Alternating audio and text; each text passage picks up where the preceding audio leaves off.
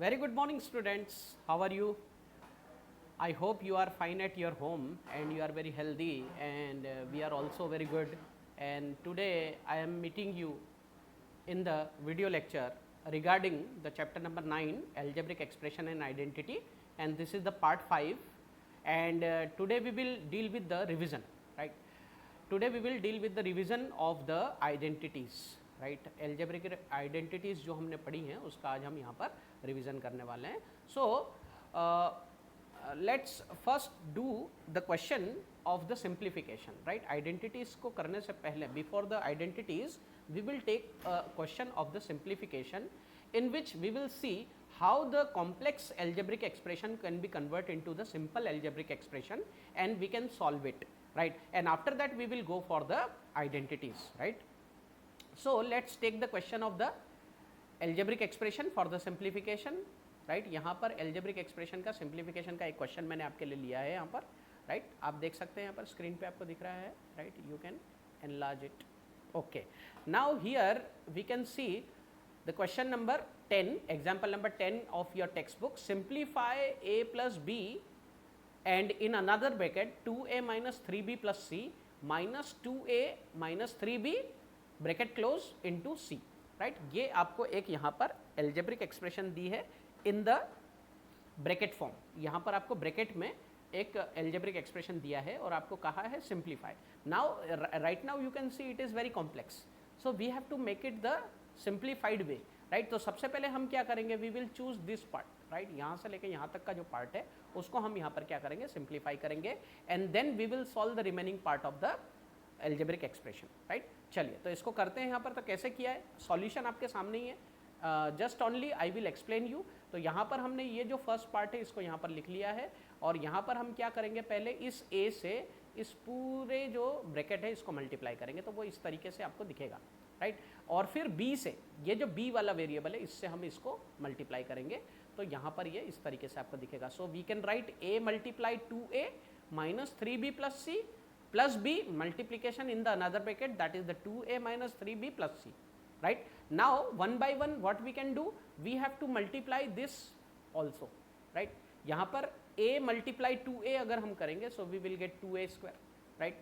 And secondly if we multiply a with the 3b so I will get minus 3ab, right? And again if I multiply this a with the c so I will get ac, right? तो इस तरीके से यहाँ पर हमको इसका product मिल जाएगा. Now in the second bracket if we multiply b with 2a so I will get 2ab, and if I multiply b with minus 3b so I will get minus 3b square, and if again I multiply b with c so I will get bc. यहाँ पर आपको bc मिल जाएगा. And now if we find the like terms तो यहाँ पर आप देखेंगे minus 3ab के जो like term है वो है 2ab. तो इन दोनों को अगर हम solve करेंगे so we have to subtract because here the 3 is minus and the 2 is positive. So minus plus minus होता है, so finally we will get minus A B. और यहाँ पर आप देख रहे हैं ये 2a स्क्वायर जो है वो एज इट इज़ जैसा था वैसा ही यहाँ पर आ जाएगा. ठीक है, तो ये 2a स्क्वायर आ गया, माइनस ए बी आ गया. फिर उसके बाद हम लिखेंगे ए सी का यहाँ पर कोई भी लाइक टर्म नहीं तो उसको हमने यहाँ लास्ट में लिख दिया. And if we see the minus 3b square तो यहाँ पर माइनस 3b स्क्वायर आ जाएगा एज इट इज़, और यहाँ पर प्लस बी सी यहाँ पर आ गया. तो ये हमारा क्या हो गया, that is the simplified option, that is the simplified answer of the first half of the given expression. यहाँ पर ये आधी एक्सप्रेशन हमने सॉल्व कर ली है, right? Now we go through the next expression that is the 2a minus 3b into C, right?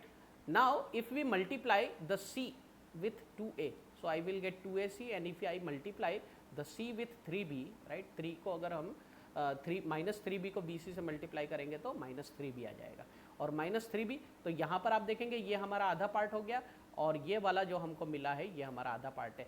अब हमको इसको यहाँ पर सॉल्व करना ज़रूरी है. ठीक है, अब हम फाइनल आंसर निकालने के लिए क्या करेंगे, इन दोनों एक्सप्रेशन को इस तरीके से यहाँ पर लिख देंगे. This is the original form of the question is written over here, और यहाँ पर ये जो दोनों हैं, ये वाली दोनों एक्सप्रेशन जो आई थी उसको हमने यहाँ पर लिख दिया है.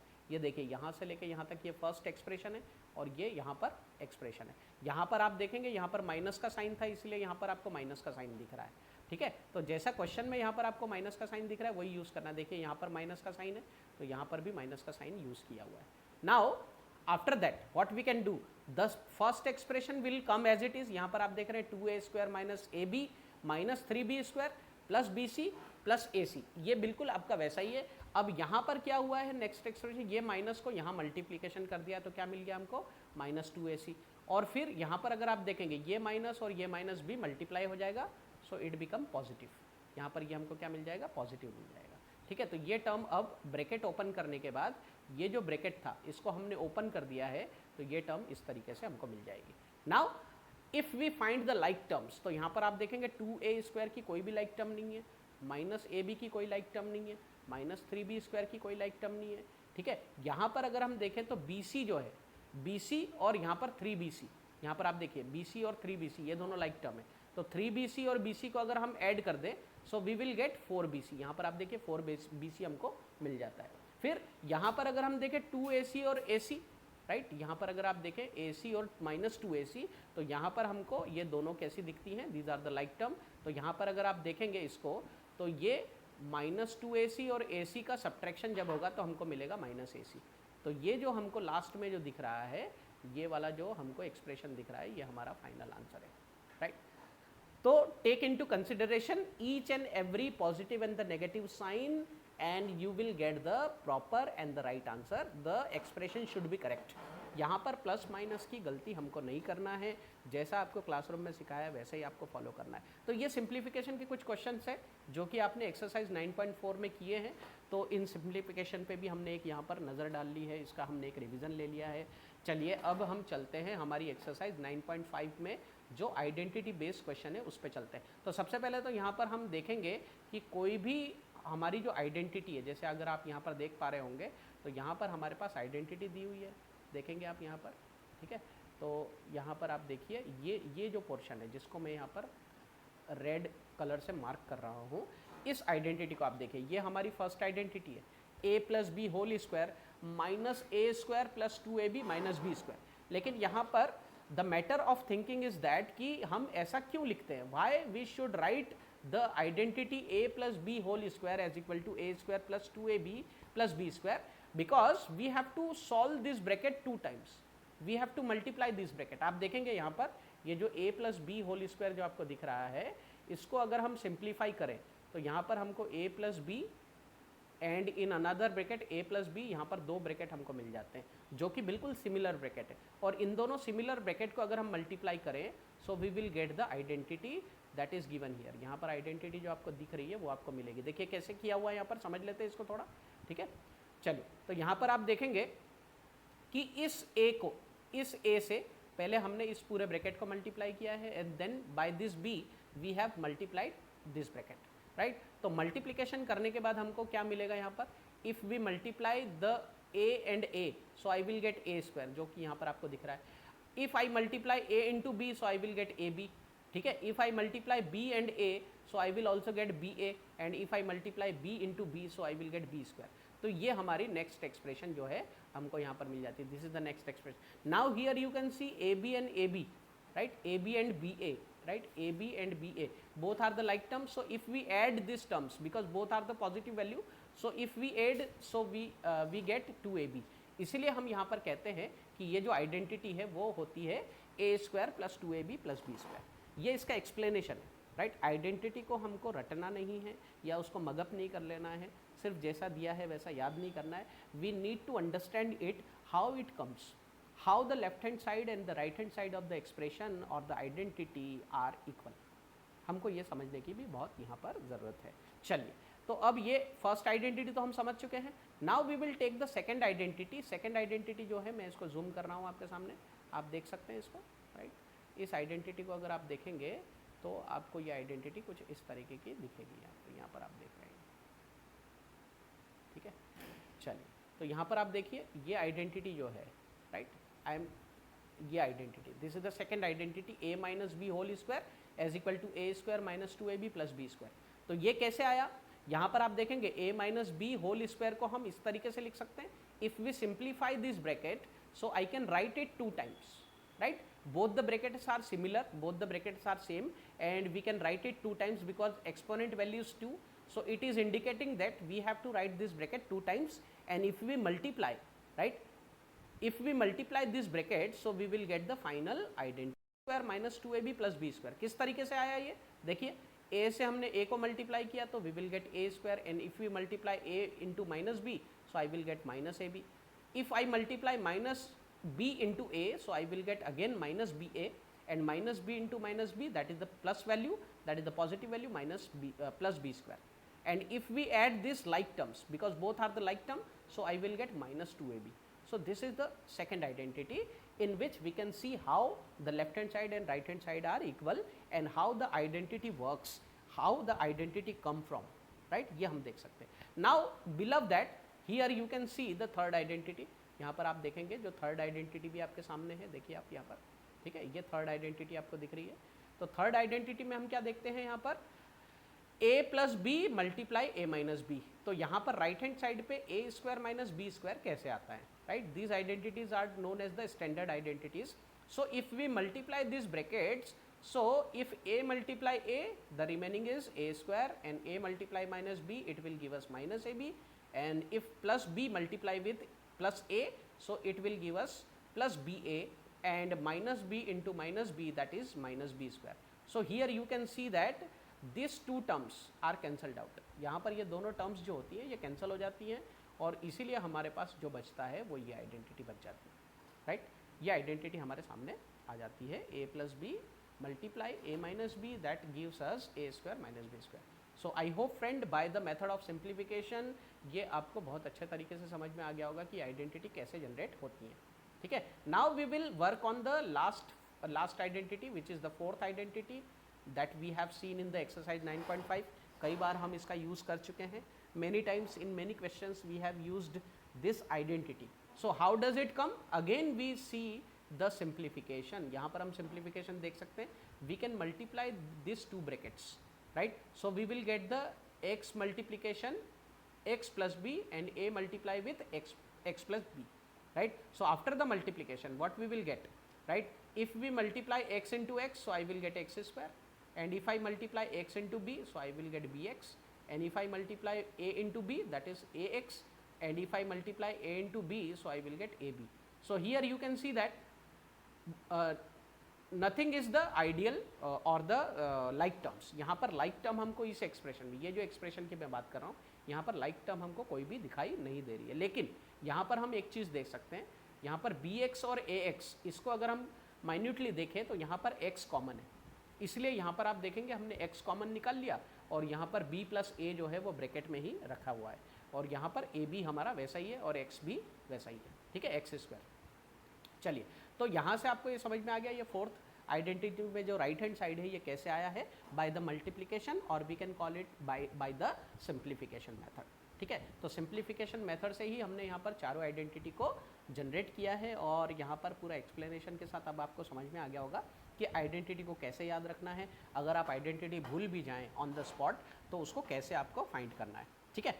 तो ये मेथड हमें आना बहुत ज़रूरी है. चलिए अब आइडेंटिटी पे बेस्ड कुछ एग्जाम्पल देख लेते हैं, ठीक है. आइडेंटिटी पे बेस्ड कुछ एग्जाम्पल हम यहाँ से लेंगे, ठीक है, जो कि हमको मदद करेंगे कि आइडेंटिटी कैसे यूज़ करना है.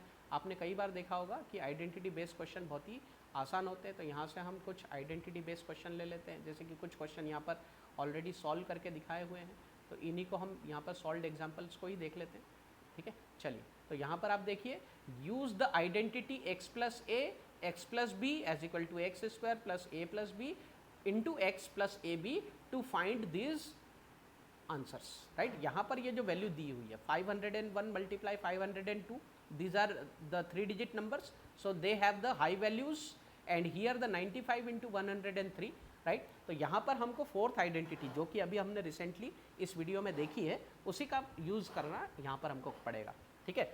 So here you can see that 501 can be written as 500 plus 1, and 502 can be written as 500 plus 2. So here in this question you can see the 500 are the like terms. 500 जो है यहाँ पर common number है, तो इसको हम क्या consider कर सकते हैं, we can consider it x, जो कि यहाँ पर आपको आइडेंटिटी में दिख रहा है, ठीक है, इसको हम मान सकते हैं. अब यहाँ पर आप देखेंगे 1 and 2 both are the different value, so we can consider 1 as a and the b as 2, and after putting it into the identity, यहाँ पर अगर हम इस वैल्यू को रख दें, so we will find this expression. यहाँ पर हमको ये एक्सप्रेशन मिलने वाली है। ठीक है, आप देख रहे हैं ये जो एक्सप्रेशन है, मैं इसको सर्कल कर देता हूँ, इसको आप देखेंगे ध्यान से तो ये एक्सप्रेशन आपको मिलने वाली है। देखिए यहाँ पर एक्स स्क्वायर का मतलब हो गया 500 स्क्वायर, राइट यहाँ पर, और a प्लस बी का मतलब हो गया 1 + 2 and multiply x that is the 500। तो 1 + 2 होता है 3 और 3 को अगर हम 5 से मल्टीप्लाई कर दें तो वी विल गेट द 1500। तो 1500 आ गया। यहाँ पर आप देखेंगे 500 का स्क्वायर कितना दिया हुआ है, that is the 2,50,000। 2,50,000 that is the square of 500, right. And यहाँ पर अगर आप देखें 1 × 2 so simply it gives us 2। तो यहाँ पर ये जो तीनों हमको जो वैल्यू मिली है इसका एडिशन कितना हो जाएगा, that is the 2,51,502। 2,51,502 this is the answer of this question. तो देखा आपने यहाँ पर आइडेंटिटी किस तरीके से हमने यूज़ करी है, और आइडेंटिटी यूज़ करने के बाद हम इसका आंसर भी फाइंड कर सकते हैं। डायरेक्टली इसको मल्टीप्लिकेशन ना करें, आइडेंटिटी का यूज़ करने के लिए कहा गया है, इसलिए आइडेंटिटी यूज़ करेंगे पहले। ठीक है, चलिए नेक्स्ट एग्जाम्पल हम यहाँ पर देख रहे हैं 93 × 103, 95 मल्टीप्लाई विद द 103, ये हम देख लेते हैं यहाँ से। तो यहाँ पर भी सेम आइडेंटिटी यूज़ की है। आप देखेंगे 95 को मैं क्या लिख सकता हूँ, 100 - 5। So this is the first bracket and I can write 103 as 100 + 3, this is the second bracket, right. तो इन दोनों ब्रैकेट का अगर हम मल्टीप्लिकेशन करें and if we use this identity, ये आइडेंटिटी अगर हम यहाँ पर यूज़ करें, राइट, तो हमको इस तरह की एक्सप्रेशन मिलेगी। तो यहाँ पर x की वैल्यू 100 है, दोनों x जो है वो सेम है, और a की वैल्यू -5 और b की value 3, right. Now if we square the 100 which is x, so I will get 10,000, simply I will get 10,000 जो यहाँ पर दिख रहा है। And if I subtract the -5 and 3 so I will get 2, right. यहाँ पर -2 मिलने वाला है, और -2 को अगर 100 से मल्टीप्लाई करूँ तो I will get -200, ये मिलने वाला है -200। And if I multiply both this values so I will gate -15। So after subtracting all this values I will gate 9,785, ये हमारा आंसर होगा फाइनल। ठीक है, तो आपको यहाँ पर पूछा है कि 95 मल्टीप्लिकेशन 103 कितना होगा, तो 9785 ये इसका पूरा मल्टीप्लिकेशन होगा। But here we do not multiply this value directly, but we use this, we multiply this value by using the identities. So that is very simple and very quick method. तो अगर आपको identity याद है तो आप इसको बहुत ही आसानी से कर सकते हैं। ठीक है, सो फ्रेंड्स ये देखे आपने क्वेश्चन जो कि आइडेंटिटी बेस्ड हो सकते हैं। आइडेंटिटी 1, 2 और 3 जो है वो हमने एक्सरसाइज में बहुत सारे क्वेश्चन कर चुके हैं, उसको आप रिवाइज कीजिए, है ना, उसको आप ध्यान में रखिए, बार बार रिवाइज करेंगे तभी आपको आइडेंटिटीज़ भी लर्न होगी, क्योंकि इन्हीं आइडेंटिटीज़ का यूज़ हमको क्लास 9, क्लास 10 में भी करना है। And if you study further mathematics into the 11th and 12th class, so this is the basic part of the mathematics and the algebra, right. अभी जो ये हम जो मैथमेटिक्स पढ़ रहे हैं इसको हम एल्जेब्रा कहते हैं सॉरी। तो इस एल्जेब्रा में इस आइडेंटिटीज़ का बहुत वैल्यू होता है। 9th क्लास में आप जाएंगे तो और भी आपको ज़्यादा आइडेंटिटीज़ पढ़ने को मिलेगी। If you learn the chapter number 2 that is the polynomial of the class 9, so you will get the 8 identities into that, but the 4 identity which we have learned over here that is the same, right। और आपको 4 identity नई learn करने को मिलेगी। सो अगर आपका ये identity अगर यहाँ पर आपका पक्का हो गया, कॉन्क्रीट हो गया, तो आपको 9th क्लास में ये आइडेंटिटीज़ याद रखने की या याद करने के लिए एफर्ट नहीं लगाना पड़ेगा। You need to put the effort only for the other identities that will be new for you, right। So I request you just do it sincerely and enjoy these identities and the questions, right। Now we will take the small revision over here, जो कि यहाँ पर कुछ summary points हैं जो आपको यहाँ पर दिए हुए हैं, उस पर हम एक थोड़ा नज़र लगा लेते हैं।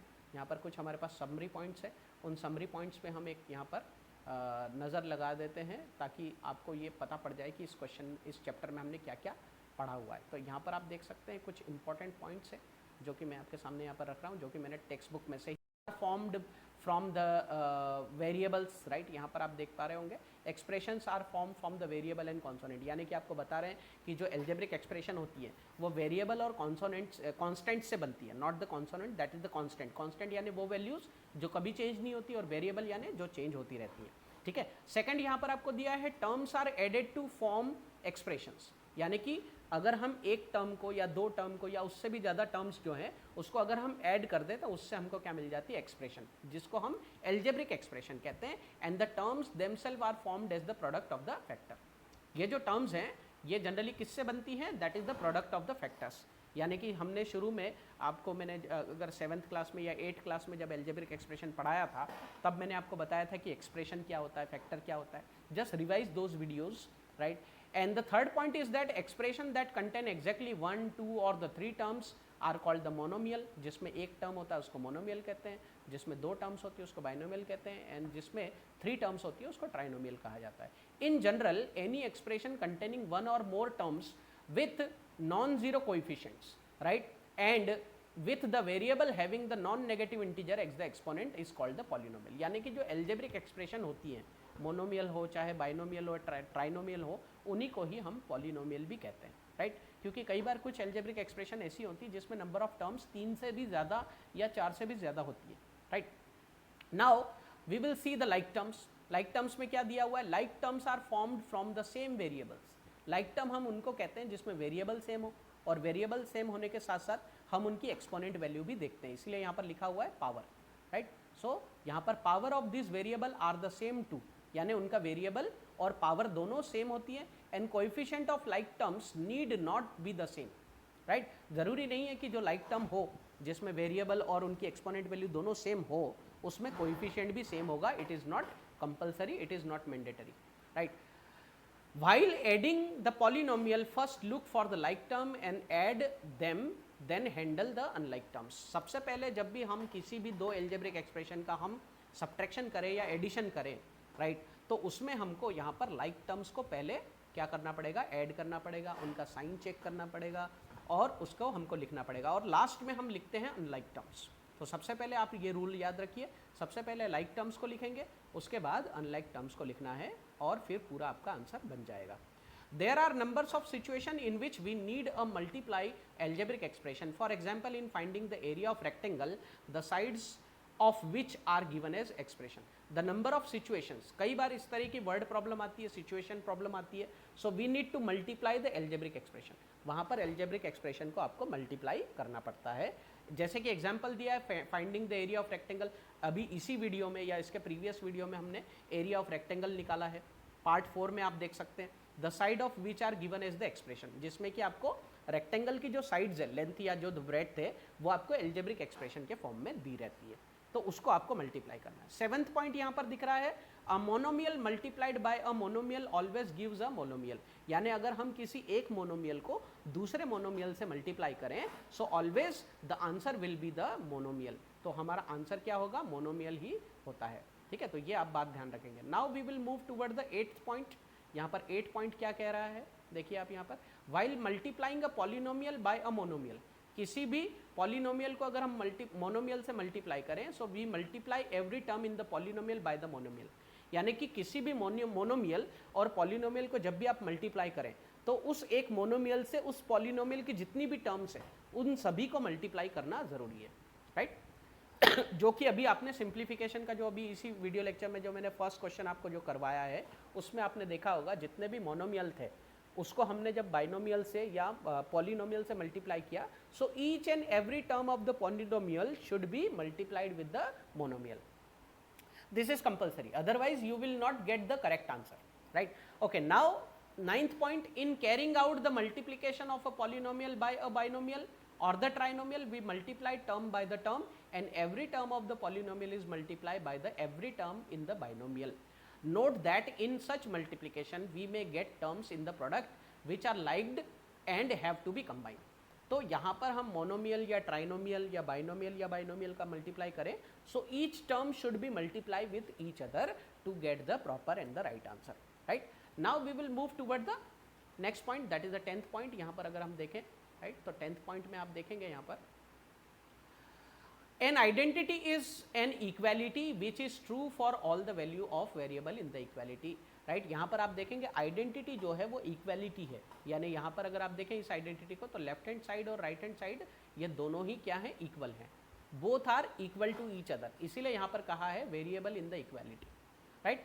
और यहाँ पर आप 11th पॉइंट में देखेंगे तो यहाँ पर चारों आइडेंटिटी जो है, 3 identity, first, second and third, यहाँ पर आपको मेंशन किया है, जो कि मैं ऑलरेडी आपको यहाँ पर समझा चुका हूँ, ठीक है. फिर अगर आप यहाँ पर देखेंगे नेक्स्ट में, राइट, नेक्स्ट एग्जाम्पल में अगर आप देखेंगे यहाँ पर आइडेंटिटी, तो यहाँ पर अनदर यूजफुल आइडेंटिटी, ये फोर्थ आइडेंटिटी के बारे में बता रहे हैं. And the last point is that the above 4 identity are useful in carrying out the squares and product of the algebraic expression.